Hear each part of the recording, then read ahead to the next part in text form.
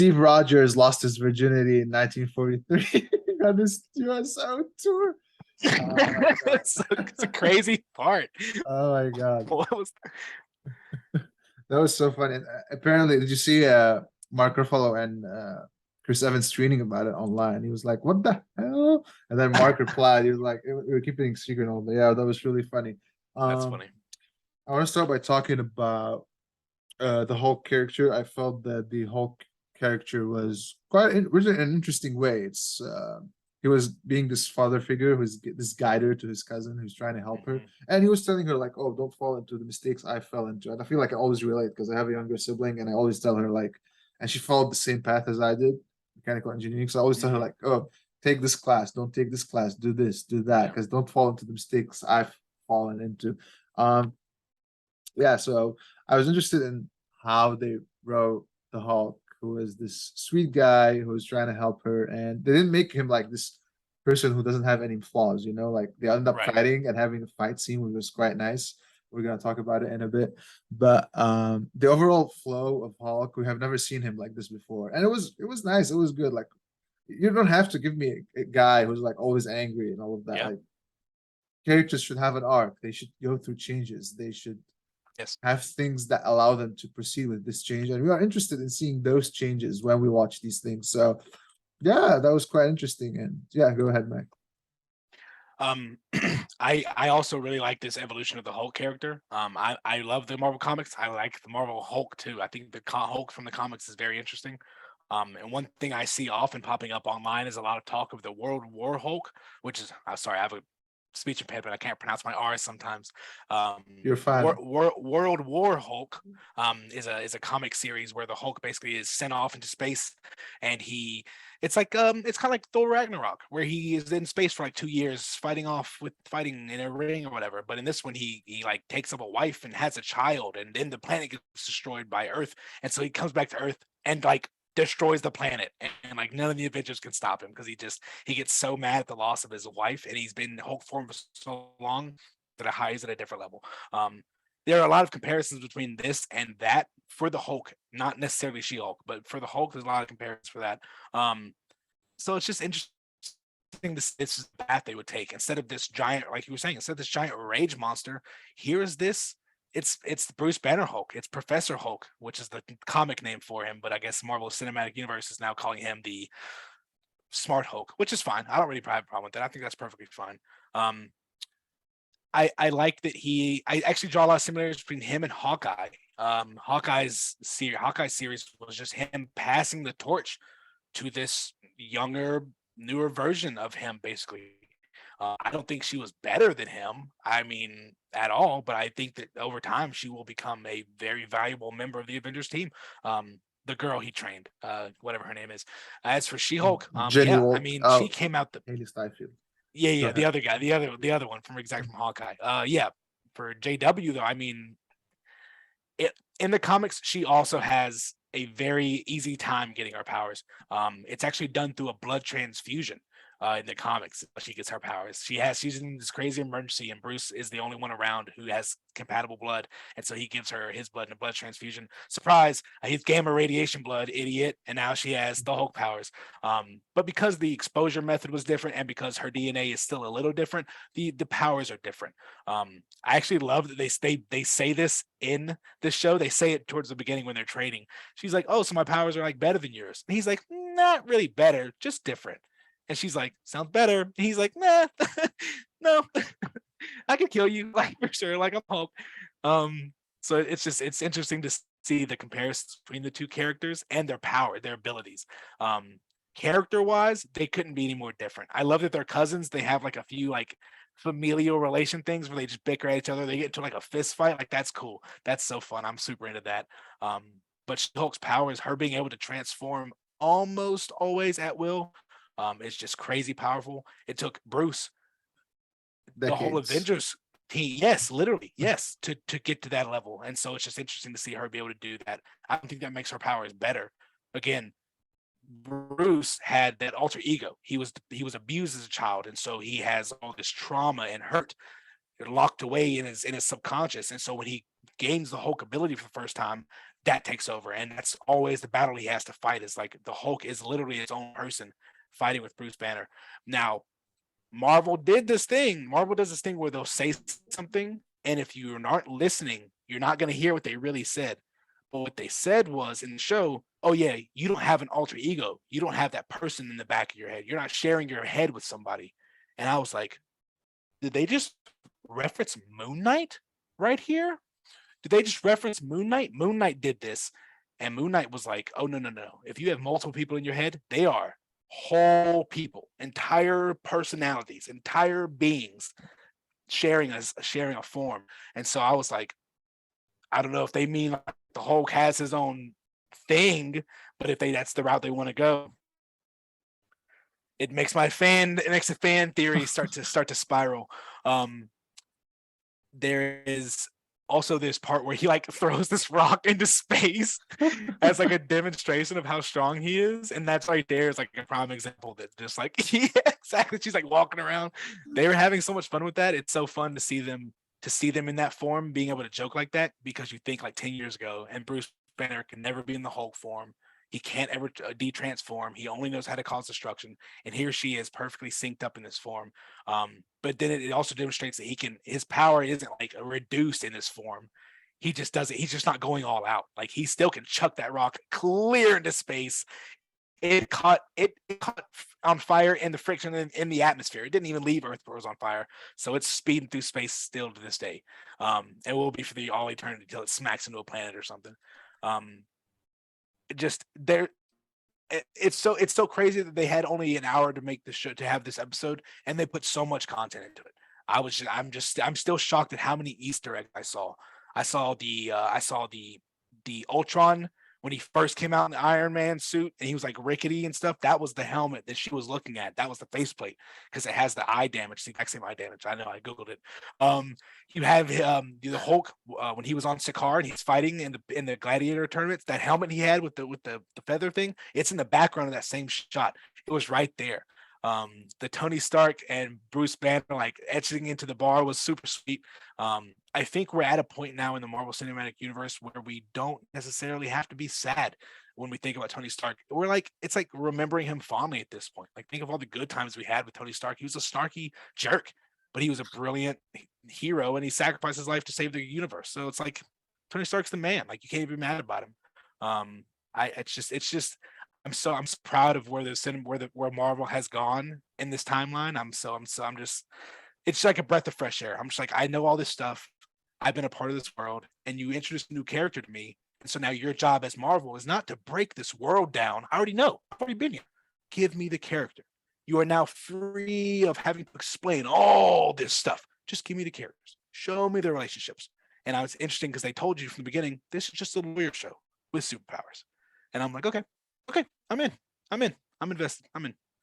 I mean, I kind of like how Marvel's adding this human aspect to their characters right now. You know, you just mentioned how Hawkeye had Haley Steinfeld with him, and now you have the Hulk, the baddest of them all, with She-Hulk. So it was quite interesting to see all this shift, and because this is what we want to see. Like, we don't want to see people just killing each other and villains dying. Right. That's not what we want. Like, you grew up when you're young, excited about it, not because it's good, but because you're still new to cinema, and that's the cliche way of thinking of cinema. You have a hero and you have a villain, and the hero wins, the villain dies. Now we've gotten older. Now it's been years. Now we want to see the evolution of the character. This is not the first time we see such an evolution, because I think the best evolution we saw so far was the Winter Soldier. Bucky if you look at the arc of the Winter Soldier, that was a very interesting arc, which I think was the best arc we had before Phase 4. Can you think of a better arc? No. Like, did any character go through a main change in their moralities? And like, I don't think so. Maybe, I don't know, Guardians of the Galaxy a little bit, but no, just like Bucky Barnes was the main arc. I think was in the first 3 phases, and now you're giving me the Hulk and Hawkeye. I can see him with his family. I can see him wanting to help his family, not just because there was a blip where they suddenly died, but like, he's helping people. What else did we see? We saw the Winter Soldier and the Falcon having this interesting character dynamic. This dynamic was quite interesting. And then of course, Wanda and in WandaVision. So this is what we want. We want this character shift. We want this character arcs. We want to fall in love in the characters. We don't just want to see people fighting. I want to talk about the concept of I've read it in one of the critiques was you can show me women empowerment without making the series about women empowerment and just show me successful women, and that's what women empowerment is. So I'm interested to know how you feel about it in this episode. So in video game design, we have this concept. Well, there's like a very inappropriate name for it that we won't use on YouTube. But it's basically you are taking advantage of trauma. If I wanted to make a video game about being a black guy getting pulled over by the police in America, that's not like a cool game. Like, what are we about to get into here? Like, oh, for death game? Like, sounds really stressful. You're basically making money off of someone, off of an actual traumatic experience that people go through. And so, and again, this is the same thing. I wouldn't necessarily want to play a game about getting sexually harassed in a workplace as a woman. That sounds horrible. That's like not fun. It is a real thing that people experience every day. And so, like, yeah, you can talk about women empowerment, but there's a way to do it where you are literally providing, educating, and providing voices for these people versus like, we're gonna make money off of it. We're gonna just eat up all this money off of y'all suffering. And it can be done very maliciously, but I don't think that this is what they're gonna do here. I think that the way they've handled the bathroom scene told me so much already of how this is gonna go down. It told me right there, I was like, okay, so this was made by women, and women will understand this when they often reference certain things. Like the bathroom thing, believe that. Girls go into bathrooms in public in like sports bars and clubs, and they become best friends. They become top tier friends. They will share life stories. They will tell that person their whole snap, their whole thing up until they walked in that bathroom, and be best friends. It's true. I've seen it happen. I've heard stories of it happening. Girls do this, and it's cool. And it's cool that they can reference that and relate and or have that reflected in the show. I think that there will be a lot of women empowerment in the show. I also think that a lot of the major critiques that I'm seeing are anti-women women empowerment. It's like the incels came out of the woodwork for this show. I've read so many bad takes about this show that are just takes about, oh, so she's stronger than the Hulk now. Oh, so she has better abilities than the Hulk now. And it's like, no, she doesn't, bro. The Hulk is crazy powerful. How could she ever compare to that person? Again, not better, different. They told us what it was. Don't get it knickers in a twist. They said it's different. I don't think that she is smarter than Bruce Banner, a literal genius, one of the smartest people on the planet. She's a lawyer, so she's intelligent, but she's not Bruce Banner. I don't expect her to be either. She doesn't have to be. She's a lawyer. She's not a scientist. If she's in the lab cooking up experiments, I have questions. But in a courtroom arguing the laws, you're not telling her nothing. That's a lawyer. You can't tell me that. That's a lawyer.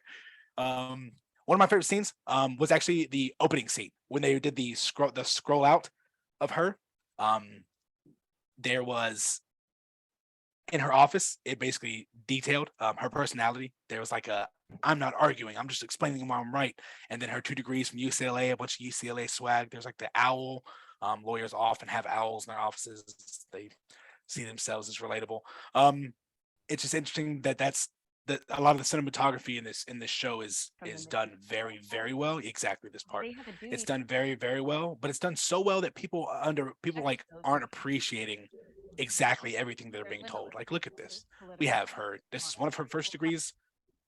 If you look on the left, there's Ruth Bader Ginsburg and Michelle Obama, UCLA. I'm not arguing. I'm just explaining why I'm right.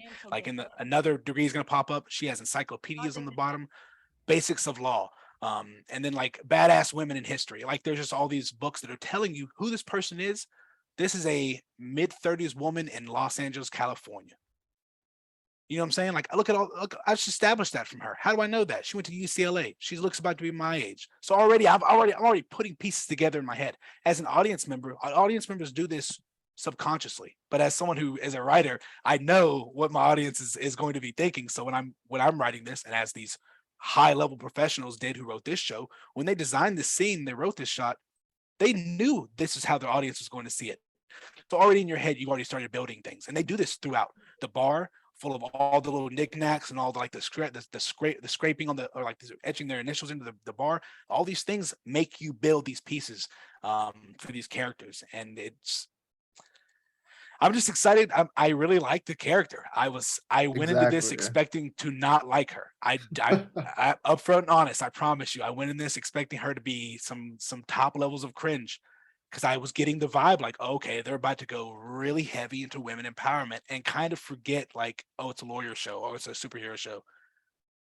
I don't think so. I think she's just a cool person. I think she's just a cool person, and like the scene at the end when she just tricks him, she's like, so he's not a virgin, and like that was so funny to me, dude. Because I'm like, that's so real.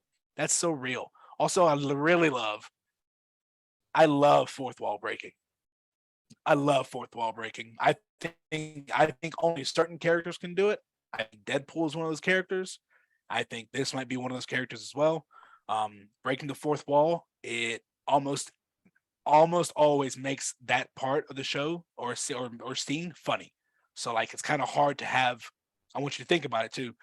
It's kind of hard to have a show or a scene or a movie where there are fourth wall breaks where the character is talking to the audience directly, and it's not funny because it's so leveling. It brings the world out from out here and it brings it right here to you, and so it makes everything kind of smallish and kind of like, oh wait, it's like fact versus fiction. Like, wait a minute, like she's telling us, she's only going to tell us the truth or her perspective. You know what I'm saying? You can guess what she tells you is going to be true. That's the fourth wall break. There's like mechanics to writing a fourth wall break.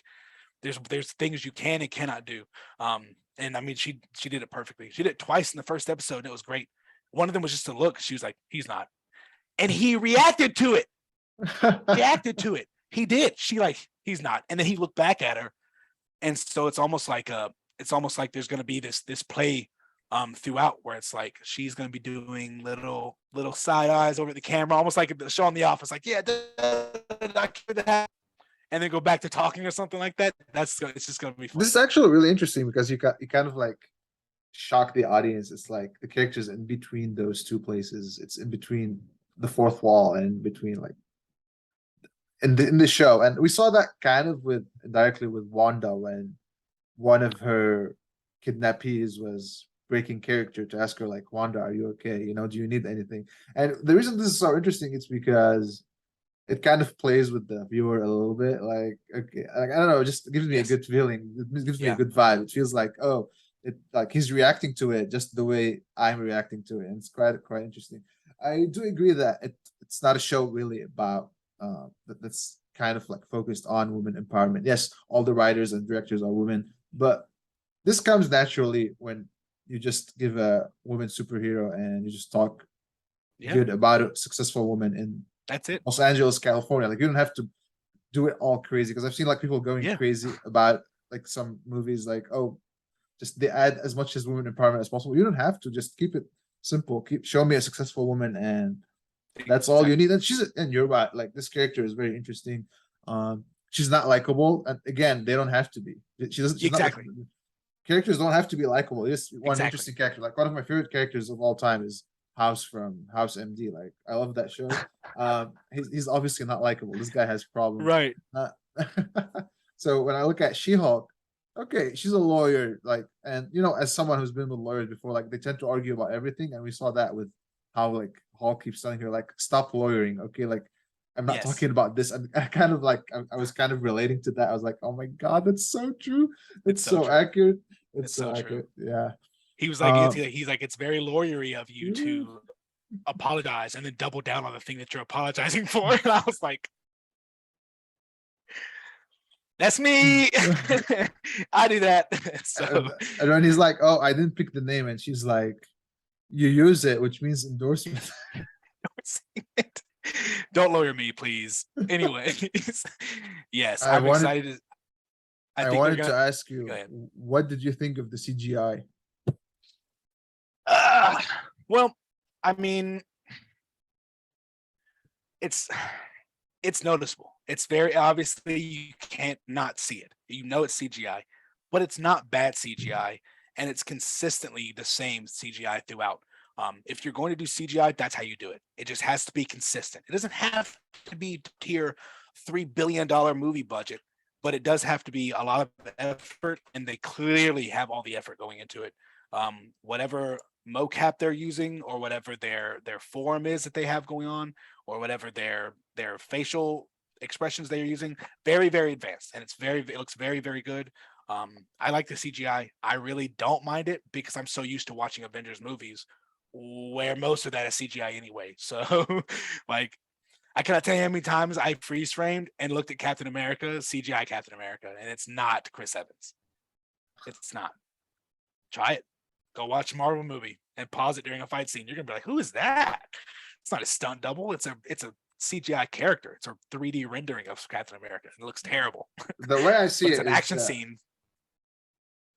The way I see it is that it doesn't have to be good, and I tell you why. Because it's a TV show. Like, you're not watching on this big screen in the cinema, and like you're expecting these big visual effects and VFX and all this shots that are gonna make you wow, oh my god, this is so beautiful. Like, this is a TV show. What we care about are the characters. You can have a movie that is carried by the CGI and by the visuals, but I don't think you can have a TV show that is carried out by the visuals and the It won't be VFX. long. It won't be a long show, that's for sure. I definitely agree. And well, look at She-Hulk. Like, okay, you don't have to give me this crazy CGI. I have a small screen. My TV. How much does it cost? Like $100. I'm just gonna sit and watch it and enjoy it. Like, you don't have to give me something crazy and really interesting. So, y'all need to relax about the CGI. It doesn't have to be that great. Really? It's not needed for you to give me a great show. I was kind of feeling a little weird about her hair turning straight when she becomes a Hulk because she has curly hair. Yeah. I was like, what is this? I guess it just becomes longer, and so it lays more flat. I'll tell you because it what. still has a lot of volume. I read it. It's because it's easier to draw around straight hair than it is to draw around curly hair. Oh, 100%. Believe you me, 100 million percent. I completely heard that. I keep all that tucked away right up here because when it's on the camera, you can't even. I'm holding it right now. You can't see it because it has to be bunched up. That's why I only can Fix do it. blurry backgrounds. I can't do like an actual background Yeah. because then my hair would be cut one way or another. Like so, it like flicks in and out. Yeah, that actually makes a lot of sense. I guess I never really thought of the technical necessity of having straight hair. I imagine your 3D physics, the CGI physics that you use to control stuff like that is actually easier with straight hair too than curly hair. To be honest, the Exactly. behaviors are probably much more simplistic. I think she's hot too. She-Hulk. Yeah, not like Not the actor. I don't care about her. I think She-Hulk is hot. I like girls with muscles, and that shit is right up my alley. Also, she's like kind of funny sometimes. And funny people are funny. Funny people are hot. If you haven't heard me, again, I'll say it again. Funny people are hot. And so when someone's really funny and they have like a natural charisma, they can just go places. It makes them very attractive. Did you tell that to your fiance or not yet? Every chance I get. No. About like She-Hulk being hot. What'd she say about it? Oh. No, my fiance is a very straight woman. She does not attracted to women in any way. So very interesting dynamic we have in the Coulter household. So she wasn't offended when you said, "Oh, I thought the She-Hulk was hot." Okay. No. Okay. Certainly not. No. Our relationship is super duper mega rock solid. We have a relationship. Yeah. Well, what are relationships? Oh, go ahead. Speaking of relationships, this is a character who's going to be going through men like napkins. She's gonna be dating a bunch of different guys, or she's gonna be doing random hookups with dudes. She's gonna have, the next episode, I'm pretty sure she gets her Tinder profile out. I think that there is an exploitative environment in Hollywood of sexualizing women and objectifying their bodies and whatnot. Everywhere, not just Hollywood. Exactly. Yes, most certainly everywhere. Yeah. But I also think that there is a natural strength that comes from femininity, and also a natural strength that is found in sexuality. And so in being able to have a person embrace that without exploiting it, and also without, I don't know, making it stupid, it can be done very well. People have sex. It just happens. That's how we all got here. Period. So that's just it. It's just so there's this keep it in the bedroom kind of mindset is not really gonna last when a show like this. And I don't expect that to even be an aspect. I expect her to be pretty open and frivolous in her relationships and her sex life. I'm excited. I'm looking forward to the complaints about this again. Like remember, a lot of the complaints that come from this show are just people who hate women. That's the only way I can reason it, because the critiques are just lazy. They just don't make sense. I'm looking forward. Mark my words. Mark my words. Next profile, I guarantee you're going to hear so complain she can just hook up with whoever she wants to. You know how many people complained about being obsessed with Captain America's virginity? They were like, oh, what? So women can now shame him for sex? And it's like, she wasn't shaming him, big dog. Like, keep your insecurities to yourself. Don't project onto Captain America. He doesn't need your help, big dog. You know what I'm saying? Like, he can handle himself. And she was just curious. I think she's going to be. What I really think, again, like you said, I don't think they're going to go women empowerment heavy. I think they're just going to have a fully functioning, competent, capable, attractive, intelligent woman doing her thing with superpowers now, and that's going to make people crazy. That's always going to be a point of contention. Same thing as Black Panther. You know how many people hated Black Panther? Hated Black Panther. And I'm like, why? And like, what are you really mad about? Like, what are you really mad about? What are you really mad about? So what was it? And you know what I'm saying? Oh, hundreds of things. Because it's dog whistles. A dog whistle is how you make an open and an outward complaint about something.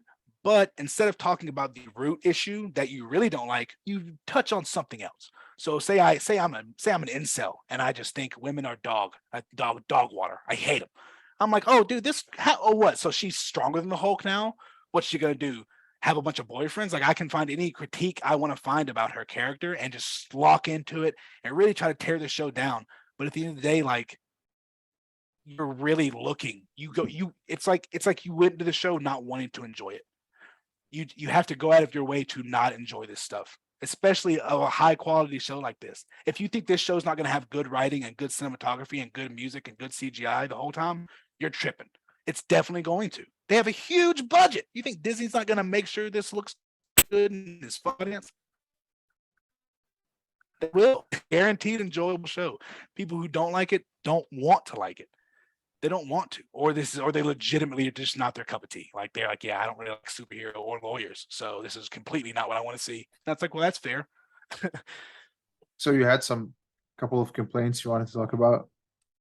Oh, I mean, it's just stuff like that. I mean, for me, I don't like that they put so much of the I guess I can't even really say that. They did a really good job of putting a lot of the backstory and a lot of the outward Marvel universe into the first episode. They had that ship that came down. That was almost the exact same like model of the ship in Thor Ragnarok that they stole from the collector, or the Grandmaster, to escape Scar, or Sikaar, so it's called, not Scar, Sikaar. And so it's interesting that was the ship that came down. He even references it in the episode. He's like, yeah, they must have wanted something. I have to go check that out later. And it's like, okay, so either Thor 3 or like they're going to have to go off into space and do something. I understand why they did that. Again, it's kind of like that. It's kind of like Thrones or even Star Wars. If you have a Star Wars show, you're going to reference the movies at some point. You're going to name drop Anakin, Darth or Luke, or so anybody. You have to. You really want to bring in as many fandoms and as many corners of the fandom as possible into this thing. And so it would be kind of foolish for them to not introduce a lot of this MCU lore into She-Hulk. But I really want them to just focus on these characters. Give me these characters. The next time I see these characters, I want to be so deeply invested in them. I hinge on everything that's happening. Case in my point, the Hulk come Avengers movie, you don't care. You don't. I know you don't. You don't care because Bruce Banner has had 2 different movies with 2 different actors and has not been established. You've never seen Bruce Banner in any other movie aside from Thor Ragnarok. You've never seen the Hulk outside of anything involving massive destruction. He's never died. He tells you, I can't kill myself even. If I shoot myself in the mouth, the big green guy spits the bullet out. And it's like, okay, so now I have no stakes and no investment into this character. Why do I care? Oh, well, thank goodness Exactly. he's here because he does save the day a few times as the Hulk. So he makes himself valuable on the screen through his actions. But you don't care about this character. But you would care about this character after a season of watching her introduce herself and get involved. You do care about Bruce Banner come Endgame and Infinity War because you've grown with this person through like 3 different Avengers movies, and now you're concerned with him and his struggles he's having with his alter ego. And so it's like, give me characters. Give me characters, develop these characters really, really hard so that when I see her in a movie next time, I'm gonna be like super invested in everything that's happening and not just like, all right, green thing, go blow stuff up. Like that's what you're here to do. I don't want that. Yeah, Um, exactly. It's all about the character. We mentioned that. I think maybe we can gotta just be. finish by talking about the fight scene between Hulk and She-Hulk. Did you think it was Yes. overly comedic? Did you want it to be a little more serious? How did you feel about it? Completely comedic. 2 cousins fighting over an argument of own of course, but definitely. It wouldn't have happened if it was Bruce Banner and Jin, but because they're in their Hulk forms, of course it's going to happen. And it's not serious because neither one of them were ever in danger, ever. The only thing that suffered was the bar. Rip his old bar. They destroyed it. I think the fight scene was really cool. And I also think that the fight scenes plural are going to continue to be cool. Again, when you have a character like the Hulk, it's called power scaling. How can I create interest or stress for my environment when I have a character like the Hulk in a fight? Well, that means I have to find someone who can do damage to the Hulk. Who? Who is doing that? Thor? A mad one? Like, what's gonna happen to this guy? Thanos did. Thanos came in and Muhammad Ali Thor. It was horrifying. So like that's how you establish. But these 2 are hilarious. Because we're different people. Lunkhead! Dummy. And boom. Yeah. Uh, It's stuff like this. I'm really interested to see when she's like, okay, so we already know it's gonna be a lawyer show. There is for sure, and mark my words, there's for sure going to be a time where she really leans into more Hulk, less away from the lawyer. It's gonna like this back and forth, like Peter Parker, like Spider-Man, Peter Parker, who are you gonna be? This is what we're dealing with right now. Bruce Banner didn't have a choice. Hulk was in there. Hulk is like Venom to him. It's not really a choice. You're transformed now. For her, it's kind of like a do or don't, will I, won't I? I'm interested to see when she starts to lean into that superhero persona, because as you know, in the Marvel Cinematic Universe, when you have all this power, you now have a lot of responsibility, and literally the writers will foist drama your if you have powers. So I mean, eventually she's gonna have to just start taking responsibility with all this power outside of the courtroom. I know she's going to want to be a lawyer. I know Peter Parker wants to be a scientist or a photographer, but he's not. You're Spider-Man, big dog, and you are a Hulk. I think that was what he was telling her. One of the major complaints throughout the critiques on YouTube is that Hulk is explaining this 15 years of trauma he's been dealing with, trying to balance out the Hulk alter ego in Bruce Banner, and it's this huge struggle for him. But she does it in a day, in like 6 hours. And he takes half the catalog out. Literally. Guess we don't be needing this. And she does it in a few hours. Not better, just different though. Remember that every time. Not better, just different. And so it leads me to believe, like, all right, so that's her struggle is not going to be this internal battle of can live with myself, which is what he was trying to convey to her this whole time, which is kind of why she was brushing it off. I was a little annoyed with her too. I was like, dude, listen to him. He knows what he's talking about. But like their struggles aren't the same. Their struggles just won't be the same. And so I think her struggles will actually be a little more closely aligned to like Spider-Man, Peter Parker, trying to balance like a real world life versus like your superhero life. I don't know. Doctor All Strange would right. tell her to give it up. All right. I think that would be it for She-Hulk episode 1. Thank you so much, everyone, and you'll see us next week, hopefully. Thank you so much. Thank you, Mac.